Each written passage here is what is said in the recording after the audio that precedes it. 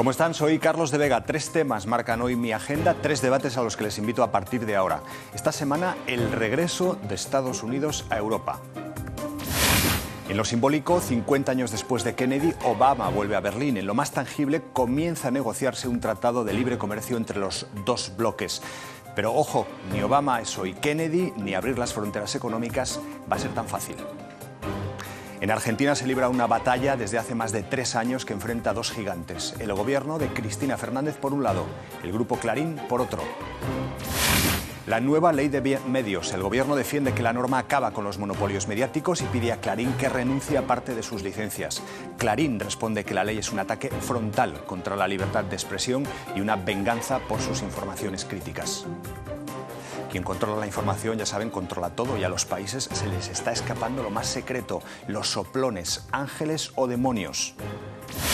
Edward Snowden ha tambaleado la diplomacia revelando que los estados espían entre sí y a los ciudadanos, justo cuando se cumple un año de Julian Assange, refugiado en la Embajada de Ecuador en Londres. Quito confirma su apoyo al fundador de Wikileaks. ¿Premio o castigo para los filtradores? ¿Libertad o cárcel?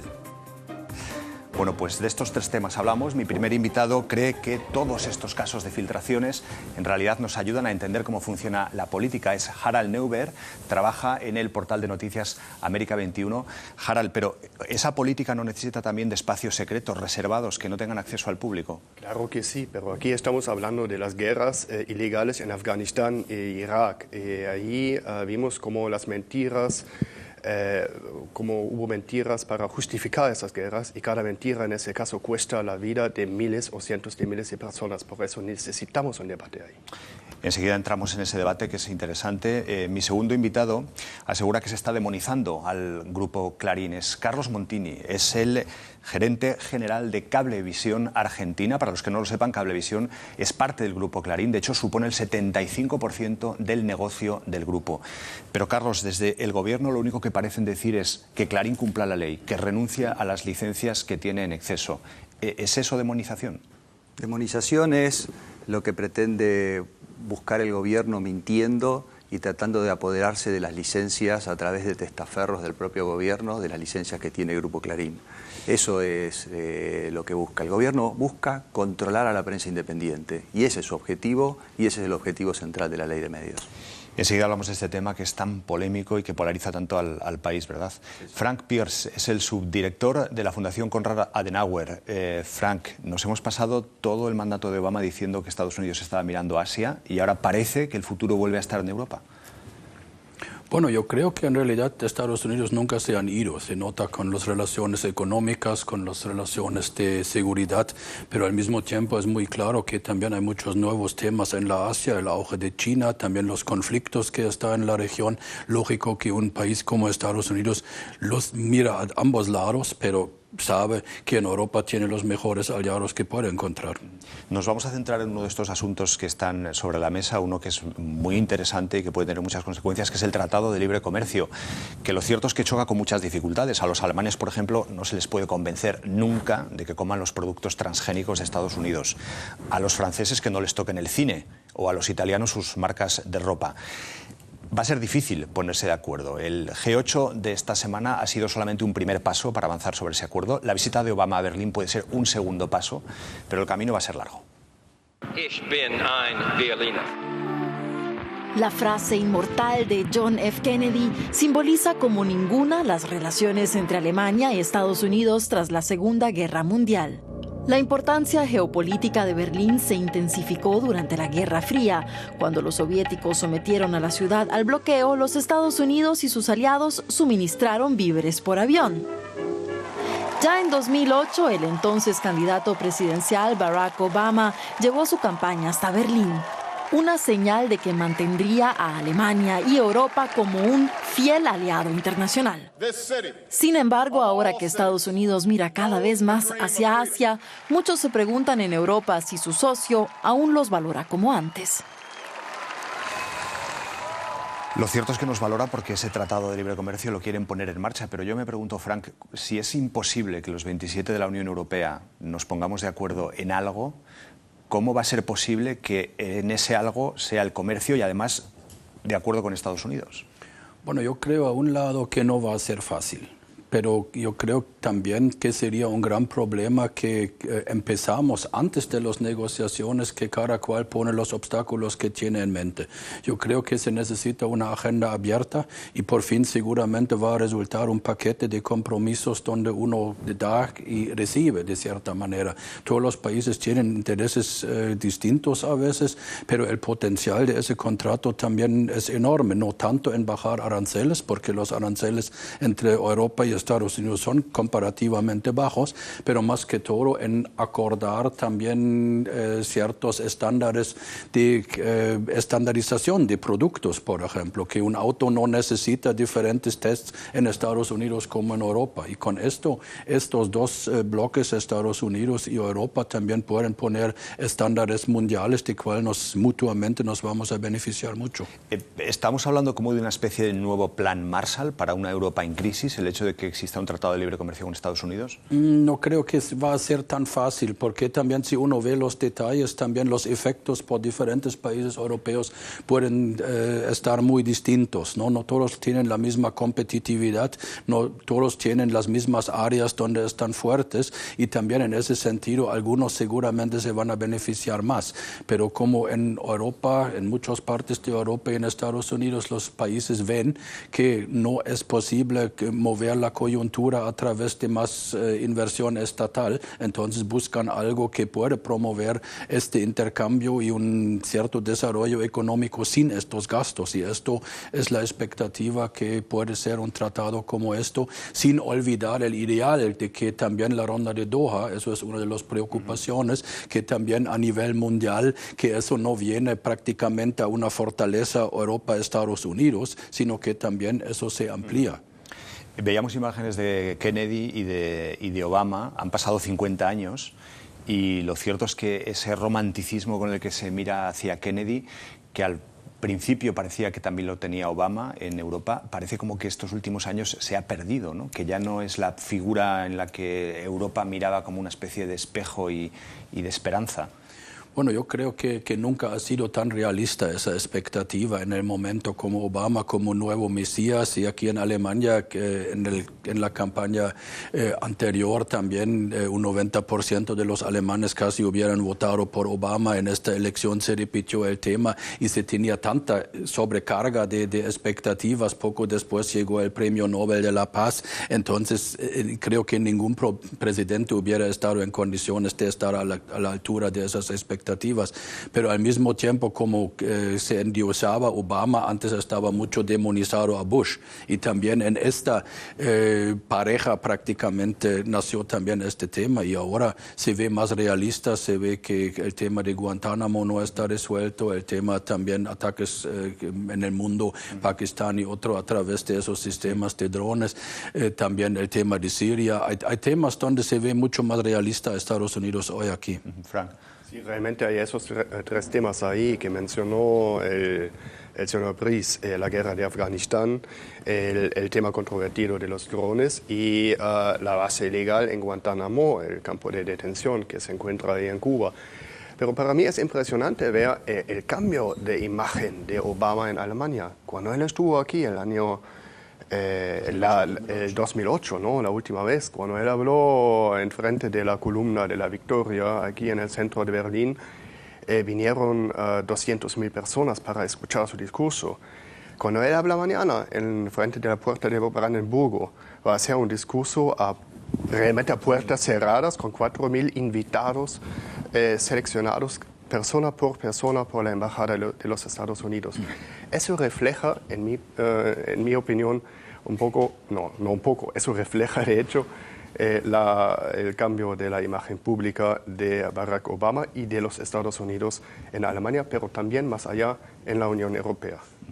No es ya el líder carismático, igual ya no existen de estos líderes carismáticos, a lo mejor Obama era el último y no ha cuajado como lo que se esperaba que fuera a ser.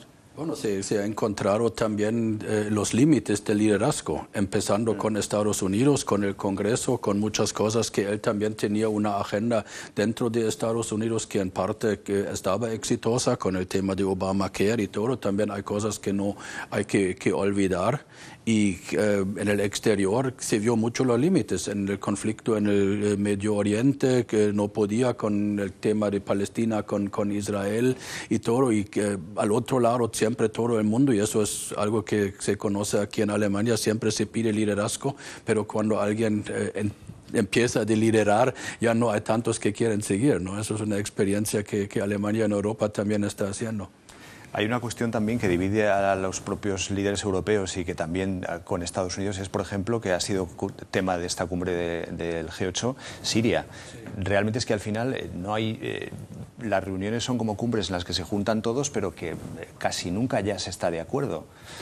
Sí, sin embargo, es también un tema complicado porque también se vio las experiencias de Afganistán, donde en primer lugar estaba una guerra contra el terror y después se pensaba que se puede transformar una sociedad medieval con mucho esfuerzo en una democracia moderna, también con muchísimas víctimas, y se ve el efecto que pasó en Irak. Entonces, con cada nueva intervención, la gente es mucho más cautelosa y es al primer momento siempre popular de intervenir en favor de derechos humanos, sí, con la experiencia de Ruanda y todo, pero en el momento cuando uno está dentro, inmediatamente en casa empieza la discusión, ¿vale la pena las víctimas que estamos poniendo? Y acá también rápidamente puedes perder el apoyo que capaz al inicio tenías, y eso saben los líderes y eso les hace cauteloso. En ese contexto es muy interesante una entrevista que dio el presidente Assad hace unos días al diario conservador Frankfurter Allgemeine Zeitung de Alemania. Ahí dijo que los europeos, apoyando a los así llamados rebeldes, que realmente son en su gran mayoría, no todos, no toda la oposición, pero los rebeldes son terroristas. Si Europa apoya a esos terroristas, dijo el presidente Assad, Europa va a tener un problema en su propio, entre comillas, patio trasero. Porque ahí van a estar y de ahí van a atacar a los países europeos. Eso es otro componente, digamos, geopolítico del problema de Siria. Carlos está escuchando muy atentamente porque es un hombre de televisión, pero sí que me gustaría hacer una pregunta. Estamos hablando del fortalecimiento de Europa con Estados Unidos, de crear una gran alianza económica. Y yo no sé si eso desde América Latina se ve con una cierta inquietud. Quiero decir, si el negocio se vuelve a fluir entre los dos lados del Atlántico, que América Latina quede un poco de lado. América Latina está viviendo un proceso de ingreso de capitales fenómenos y de desarrollo fenómeno, tal vez inusitado, producto de los precios de las materias primas y de los productos de sus commodities que vendía, que en el pasado no tenían estos precios. Pero realmente tanto Estados Unidos como Europa prácticamente han ignorado a la región, no está como prioridad en sus agendas, tal vez por sus propias crisis internas, de un lado la crisis americana, que fue la primera, y luego la crisis europea, con lo cual América Latina está mirando más a quienes necesitan estas materias primas, que termina siendo mercados de China o mercados de Oriente, donde realmente ahí está la capacidad de poder colocar sus productos primarios. Cuando decimos que Obama no ha mirado hacia Europa, probablemente esa mirada ha sido incluso más escasa hacia América Latina en estos 5 años. Totalmente. Ahora hay un nuevo eje que se ha armado, que es este Pacto del Pacífico entre México, Perú, Colombia y Chile, que habría que ver qué resultados tiene. Los 4 países son NAFTA, los 4 países están marcados por el ALCA. Creo que de eso pueden hacer algo interesante. Sé que estaban queriendo ver cómo podían sumar a China y qué pasa con Brasil. Brasil hoy tiene un trabajo muy fuerte interno, hay cuestionamientos a Dilma, hay todo un trabajo que hay que hacer. El Mercosur no está funcionando como tiene que funcionar. Y todo termina en estas miradas individuales y no en las miradas colectivas. Pero en definitiva el eje central no pasa por Estados Unidos o Europa. Claro, querías decir algo antes. No, justamente que también en América Latina se ve cierta división, ¿no? También frente a la Unión Europea con el Mercosur, por tantos años de negociaciones no estaba posible de hacer un contrato de libre comercio por razones mutuas, y con la Alianza del Pacífico se ve que México y Chile son los países que tienen las más economías abiertas, así muchos contratos bilaterales y regionales, y igual Colombia y Perú también decidieron no quedarse en la comunidad andina diciendo, bueno, si Bolivia, Ecuador no quieren, nosotros sí queremos, y Unión Europea, a mi juicio, felizmente cambió la política, no solamente cambiar con bloques, sino también negociar individualmente con países que sí están interesados. Bueno, es que solamente una observación, un comentario. Yo creo que tenemos que analizar la propuesta de Obama a la Unión Europea en un contexto internacional geopolítico. Es que en el caso de América Latina lo que hemos visto en los últimos años es una cooperación, un fortalecimiento de la cooperación sur-sur entre los países latinoamericanos, la mayoría de los países latinoamericanos, sudamericanos y África, China y países asiáticos. Y lo que trata Obama en ese momento es crear un contrapeso contra el papel que juega sobre todo China, pero también las demás economías emergentes a nivel internacional. El Tratado de Libre Comercio del que estábamos hablando antes, Frank, tengo aquí la cifra, supondría unos 119.000 millones de euros anuales para la Unión Europea, lo que supone a 545 euros por familia de efectividad. Y más o menos lo mismo para los estadounidenses, con lo cual es un gran acuerdo. Pero lo que trasluce un poco de la conversación es que ya Estados Unidos igual ya no es la potencia que podía ser hace algunos años. Quiero decir, si América Latina mira a China, si los clientes están en Asia, si la Unión Europea le gusta esto, pero tampoco... ¿Tú mueves la cabeza? Bueno, yo estoy un poco porque actualmente hubo también en la literatura tantos libros que dicen, bueno, hay que despedir el Occidente porque ya no es como antes y todo. Estados Unidos en muchas situaciones logró de autoinventarse nuevamente, y ahora se ve, por ejemplo, en la política energética con esas posibilidades de fracking. Dentro de poco tiempo van a estar independientes en temas energéticos, con todas las consecuencias que tiene esto para el Medio Oriente, para la política global. Y también países que tienen un crecimiento enorme también no van a crecer en la misma forma indefinidamente.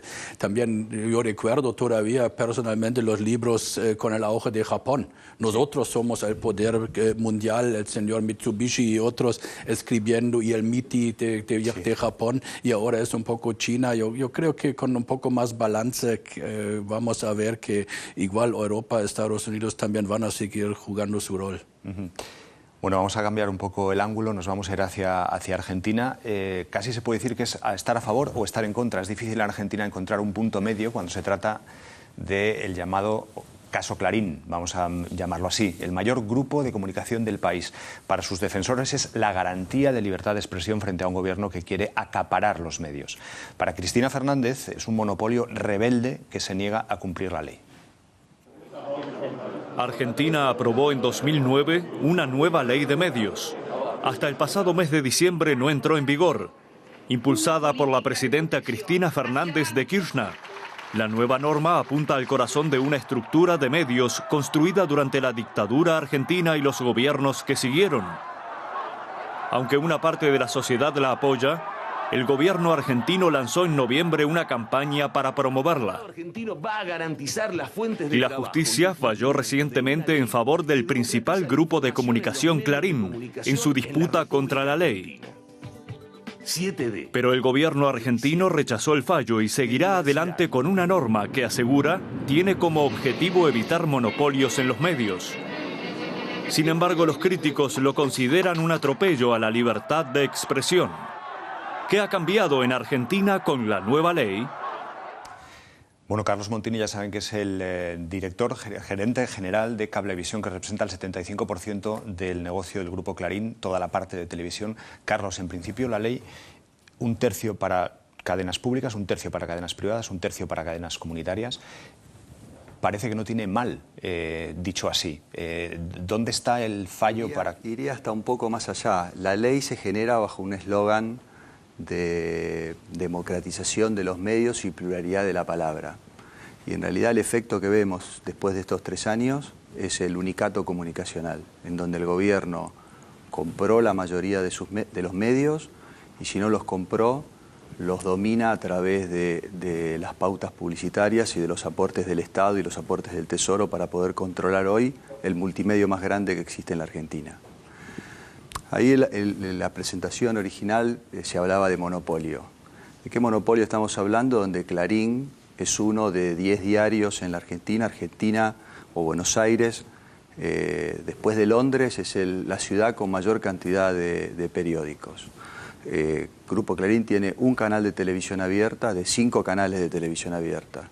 Tiene un canal de noticias de 7 u 8 canales de noticias. Tiene una radio AM y 2 radios FM de 800 radios que se distribuyen en el área metropolitana de Buenos Aires. Si eso fuese así, entonces la ley no haría falta aplicársela al Grupo Clarín porque no habría nada que limitar. No, lo que pasa es que la ley no es una ley que está armada para generar una industria para los próximos 10, 15 o 20 años, sino que la ley es una ley que tiene 4 artículos que son un poison pill para poder destruir al Grupo Clarín y para poder controlarlo, dominarlo y, como te dije antes, tratar de que ese fraccionamiento de Grupo Clarín caiga en manos condescendientes de gente del gobierno. Ese es el objetivo que se busca. No nos olvidemos que, por ejemplo, Cablevisión fue invadida allanada por la Gendarmería, tratando de imponer un interventor que controle la compañía. Previo a eso, inspectores de la AFIP, sin ninguna justificación, cayeron más de 200 a tratar de allanar las oficinas de Clarín. No sé, hemos resistido ataques como, por ejemplo, el ministro de Infraestructura Pública, que de un día para otro dijo que Cablevisión no tenía más la licencia para distribuir banda ancha y le pidió al 1.200.000 suscriptores que tenía la compañía que se pasaran a otra compañía. Carlos, lo que pasa es que luego... el 7D, ¿no? Como el elemento central de toda esta cuestión, donde se auguró que ese día era la desaparición del Grupo Clarín. Pero luego uno escucha también, por ejemplo, el relator especial de Naciones Unidas para la protección del derecho a la libertad estudia la ley. Es una persona independiente, un guatemalteco que está nombrado en Naciones Unidas y dice, no veo problema, no hay problema de libertad de expresión ni de limitación de derechos. La verdad que no sé cuál es el fundamento, por más que sea el relator de las Naciones Unidas. Yo lo que te puedo mirar es la legislación comparada y lo que sucede en otros lados y lo que vemos como realidad todos los días en la prensa argentina. La realidad de hoy es que desde principio de año, por ejemplo, el gobierno no respeta la publicidad oficial en los distintos medios. De hecho, ha quitado la publicidad oficial de los medios independientes. No solo le ha quitado la publicidad oficial a los medios independientes, sino que también le ha dicho a las empresas y a las que eran anunciantes de las distintas compañías de medios que retiren los avisos. Sí, ese es un asunto que es verdad que es polémico y que eso hay prácticamente unanimidad en que eso no... Fíjate vos la discrecionalidad. Pero en el caso de Cablevisión, es la única compañía de cable a la cual el gobierno pretende que venda sus servicios a la mitad del precio del mercado. Porque lo que busca es ahogarla económicamente. Eso, digamos... Uno puede tener, como te dije al principio, una declamación, un relato, democratización de la palabra y pluralidad de voces que realmente forman parte del ADN de Grupo Clarín y que ningún ciudadano va a estar en contra de esas cuestiones. Pero atrás de eso se esconde un demonio que en realidad lo que busca es controlar a la prensa, dominarla, someterla, para que no sucedan las cosas que suceden. Fran, te doy enseguida la palabra, pero perdóname, pero sí que es verdad, por ejemplo, que hay habla de otros países, de otros regímenes jurídicos. Hay también casos como, por ejemplo, el de Jorge Lanata, donde los contenidos que tiene en su programa son en otros países directamente denunciables por defamación, por ejemplo. Que parece que en esa guerra, las armas que se están utilizando por parte de unos y de otros, igual las del gobierno también exceden en lo que es el uso legítimo de la ley, pero yo no sé si desde el parte del Grupo Clarín también hay unos... Lo que muestra es una realidad que está ahí, con pruebas contundentes, con testigos contundentes que han aparecido, con realidades contundentes. Nosotros... Cuando mostramos a los chacareros en las rutas, en la crisis del campo, mostramos eso y se demostró que no eran terratenientes, oligarcas, que estaban moviendo una rebelión impositiva. Cuando mostramos la valija del señor Antonini Wilson, que después fue invitado a Casa de Gobierno, que trató de introducir al país una suma considerable de dinero no declarado en un avión con funcionarios públicos, mostramos eso. Ahora mostramos estas cuestiones de la corrupción y son las cosas que mostramos. Después será la justicia la que tenga que investigar y encontrar los culpables del caso. Frank, tú has vivido en Argentina además, ¿verdad? ¿No? ¿O conoces Argentina? Pero, no hay que... Pero yo creo que aquí estamos hablando de dos temas, ¿no? El primer tema es la regulación del mercado mediático por parte del gobierno y la otra cuestión es la intervención política a los asuntos internos de las redacciones y de los medios. Yo creo que, según lo que he escuchado ahora, se está mezclando un poco los dos temas. Yo tengo que reconocer que no soy experto en el tema de Argentina, pero lo que yo veo es que la situación que vive Argentina es parecida a la que viven los demás estados sudamericanos como Venezuela, Bolivia, Ecuador, donde hay una gran concentración del poder mediático privado y los estados ahí tratan de crear un contrapeso. Entonces la pregunta sería para el colega Molteni, ¿qué chance tiene en Argentina un radio, una emisora de radio, un canal de una universidad frente al poder mediático privado? Si dejamos eso al mercado libre. Es que yo estoy de acuerdo con las regulaciones. No es que estamos hablando de regulación cero o de absolutamente una lucha de todos contra todos sin realmente un mercado regulado. Cuando estamos hablando de repartir el espectro entre distintos sectores, a mí me parece muy bien. Ahora, ese espectro, nosotros ocupamos una parte muy chiquitita de ese espectro.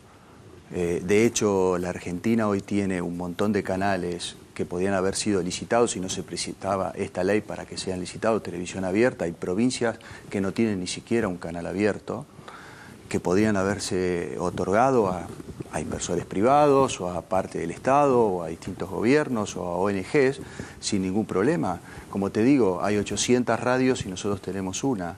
Ahora, la realidad es que el problema que tenemos o el problema que nos achacan a nosotros es que nos condenan por ser exitosos y se confunde exitosos, rating de audiencia, con monopolio. De vuelta, cuando vos tenés un diario de 10 diarios, no sos monopolio. Tu cliente va al kiosco de diarios y compra el diario todos los días y elige tu diario, no por obligación, no por ser el único diario. O la gente sintoniza tu canal de televisión porque vos tenés el contenido que la gente quiere ver y que vos producís. Carlos, me gustaría que Frank, que tú sí has vivido en Argentina, ahora conoces bien el país, seguro que tienes una opinión sobre este asunto, ¿verdad? Bueno, una cosa general es que también en nuestro entendimiento, siempre en Latinoamérica, en muchos países, tenemos la impresión que el Estado, en primer lugar, nunca ha usado las posibilidades que ha tenido en los propios canales públicos, a veces usándolo mucho más también como voz del gobierno en lugar de formar, por ejemplo, un sistema público exitoso. Es gubernamental. Sí, es gubernamental. Eso es uno de los grandes problemas. Allá los gobiernos muchas veces hubieran tenido herramientas también propias para hacer más pluralismo. Estoy en favor también de regular ciertas cosas. Aquí también tenemos regulación frente a monopolios, etcétera, pero tiene mucho que ver a un lado con la independencia de la justicia, de apelar también no en favor del gobierno, y otro tema es también la persecución de gente dentro de los medios de comunicación que vemos en muchos lugares donde periodistas están culpados por el mensaje que traen que no gusta, y se ve la lucha del presidente Correa en Ecuador con el Universo, también con condenas completamente absurdas que ponen en riesgo la sobrevivencia de medios, o también la influencia a través de publicidad estatal. Eso es una arma completamente no aceptable porque no es transparente. Perdón, decís que no existe lo público, que es lo gubernamental, pero yo me pregunto si lo privado es un negocio o lo privado es también político. No es Quiero decir, político. si el no, problema de no es ninguna también manera. que en América Nosotros no tenemos una visión, tenemos una visión de país, y esa visión de país se refleja en nuestro diario, y nuestro diario también tiene una diversidad de opinión, con periodistas que tienen distintas formaciones y distintas opiniones, y se refleja en absolutamente todos nuestros medios. Ahora, la realidad, cuando el gobierno, por ejemplo, nos quita los derechos del fútbol, con un contrato vigente, lo transmite en la televisión pública, y los avisos del fútbol son solamente avisos de campaña política del gobierno, estamos hablando de una televisión que no termina siendo propiedad del Estado, sino termina siendo propiedad del gobierno. Y el condicionamiento a los distintos medios a través de la pauta oficial, si performás una nota de cierta forma, te doy pauta oficial, y si no la performás de esa otra forma, no te la quito, realmente estamos hablando de una cosa absolutamente diferente. Yo ayer tuve la suerte de estar en Deutsche Welle y veía que el director tenía 12 años de antigüedad en su cargo, no fue nombrado por este gobierno y sigue siendo presidente de la Deutsche Welle hasta que termine su mandato. Eso en Argentina no sucede. El gobierno permanentemente está cambiando y proponiendo gente afín a ellos. Porque queremos... Sin embargo, creo que también se tiene razón, Carlos, en el sentido de que sí, en América Latina también abundan ejemplos donde propietarios de medios usan el medio más como trampolín para fines políticos. Eso también en muchos lugares es el caso, y también muchas veces no corresponde la libertad de expresión que piden frente al Estado y frente a la sociedad con la libertad de expresión que a veces existe dentro de la redacción. Y también hay muchos empresarios que tienen medios que los utilizan para beneficio de sus empresas. No es nuestro caso. Sí, nosotros somos una empresa de medios. Sí, justamente eso iba a decir. El papel, bueno, podríamos hablar del papel que jugaba el Grupo Clarín después del golpe de Estado en 73 en Chile, pero también podríamos hablar del papel que juegan los medios privados en Venezuela y que jugaban durante el golpe de Estado en 2002, el intento de golpe de Estado. Claro que los medios privados en América Latina juegan un papel político, y eso es parte del problema, pero también es un problema la reacción a veces de los medios y tiene que ser crítica por definición. No, pero ahí hay una diferencia, ahí entramos en el problema. Hay una diferencia entre una prensa crítica y una prensa que juega el papel de un partido político. Incluso en el caso de Venezuela surgió un partido opositor de un programa, de un canal opositor. No es el caso del Grupo Clarín. Clarín no representa un partido opositor ni representa absolutamente ninguna facción política. Clarín representa la opinión de sus periodistas y la opinión de la gente que trabaja en la compañía. Carlos. No tiene nada que ver con las cuestiones políticas.